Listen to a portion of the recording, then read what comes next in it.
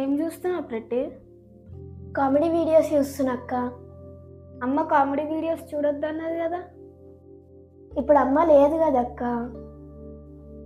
అమ్మ లేకపోతే చూస్తావా? అమ్మ వచ్చేటప్పటికి తీసేస్తలే అక్క. అయితే ఒకసారి బైబిల్ తీసుకొని ఒక వచనం చదివి అమ్మ వచ్చే వరకు చూడు. సరే అక్క.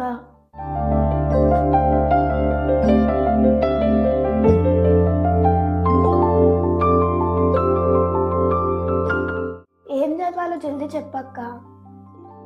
యోబు 13:9 చదువు. ఆయన మిమ్మును పరిశోధించుట మీకు క్షేమమా?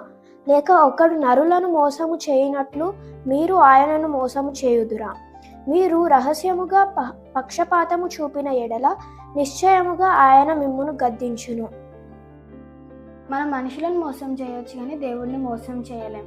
ఇప్పుడు నువ్వు అమ్మని మోసం చేయొచ్చు కానీ దేవుడిని మోసం చేయలేవు కదా.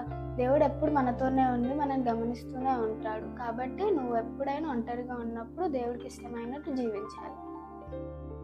సరే అక్క, సారీ, ఇంకెప్పుడు ఇట్లా చెయ్యను. చూసారు కదా పిల్లలు, మీరు కూడా ఒంటరిగా ఉన్నప్పుడు దేవుడికి ఇష్టం లేనిది ఏది కూడా చేయొద్దు. ఓకేనా?